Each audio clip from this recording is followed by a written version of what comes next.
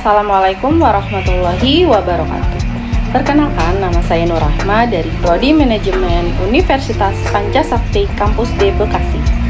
Video ini dibuat untuk memenuhi nilai ujian akhir semester mata kuliah akuntansi manajemen. Biaya variabel dan biaya penyerapan. Biaya variabel adalah biaya yang bervariasi secara proporsional dengan volume jumlah barang atau jasa yang dihasilkan oleh bisnis. Sedangkan biaya penyerapan adalah suatu metode biaya yang digunakan agar bisa menghitung biaya produksi maupun jasa dari sumber daya yang dikonsumsi selama melaksanakan proses produksi. Perbedaan dasarnya adalah jika perhitungan biaya penyerapan metode perhitungan yang memasukkan seluruh biaya produksi yaitu bahan kerja langsung, tenaga kerja langsung, overhead pabrik, tetap, dan variabel. Sementara perhitungan biaya variabel metode perhitungan yang memperhitungkan hanya biaya produksi variabel. Konsep laporan segmen. Pelaporan keuangan segmen adalah laporan yang menyediakan informasi peluang investasi, risiko yang tercermin dalam profitabilitas suatu segmen, potensi pertumbuhan yang memberikan dasar untuk mengevaluasi prestasi segmen, dan risiko perusahaan yang memiliki segmen-segmen usaha diversifikasi secara keseluruhan. Kerangka dasar penganggaran. Anggaran adalah cara kuantitatif terperinci untuk memperoleh dan menggunakan keuangan dan sumber daya lainnya selama periode waktu mendatang yang ditentukan. Kerangka dasar penganggaran itu ada yang pertama, penyusunan induk anggaran atau master budget.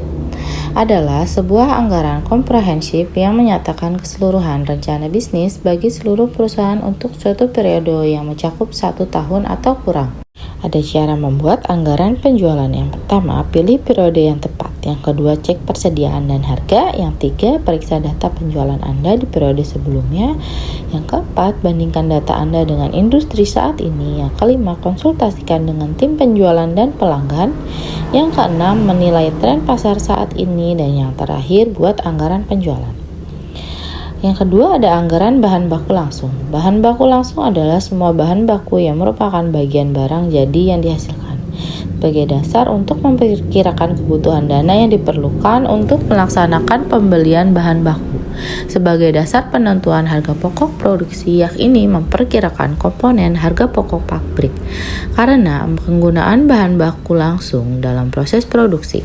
Selanjutnya ada anggaran biaya tenaga kerja yang memuat jenis barang yang dihasilkan, jumlah barang yang diproduksi, bagian yang dilakukan dalam proses produksi, jumlah jam buruh langsung, tingkat upah rata-rata per jam buruh langsung, waktu yaitu kapan produksi barang dimulai. Selanjutnya ada lagi anggaran biaya overhead manufaktur.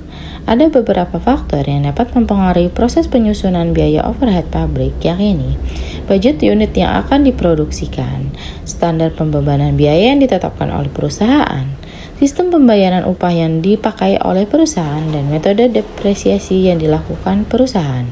Lanjut, ada anggaran persediaan akhir barang jadi. Persediaan akhir adalah jumlah barang yang dimiliki oleh perusahaan pada akhir tahun fiskal.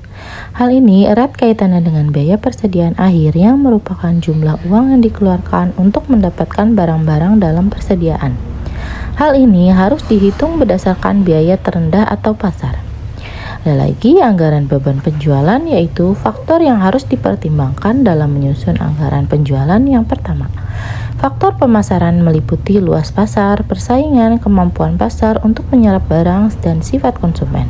Yang kedua, faktor finansial merupakan biaya penelitian, modal kerja atau biaya usaha, kemampuan pembelian bahan baku. Anggaran kas. Anggaran kas adalah prediksi aliran keluar masuknya uang yang direncanakan perusahaan dalam suatu periode tertentu, beserta penjelasan tentang sumber-sumber penerimaan dan pengeluaran kas tersebut. Cara menyusun anggaran kas yang pertama yaitu tentukan arus kas masuk ke perusahaan dalam sebulan. Yang kedua, tentukan arus kas keluar dari perusahaan dalam sebulan. Yang ketiga, arus kas masuk harus lebih besar dari arus keluar. Saldo akhir untuk bulan pertama menjadi saldo akhir untuk bulan kedua. Jika arus kas berubah negatif, Anda harus meminjam uang. Anggaran biaya laba rugi adalah anggaran berupa daftar yang disusun secara sistematis atas pendapatan, beban, dan laba rugi yang diperoleh dari suatu perusahaan selama periode tertentu. Laporan laba-rugi menjadi penting dibuat karena bisa menjadi acuan terkait kondisi finansial usaha atau bisnis yang sedang dijalankan. Yang terakhir, adanya anggaran laporan posisi keuangan.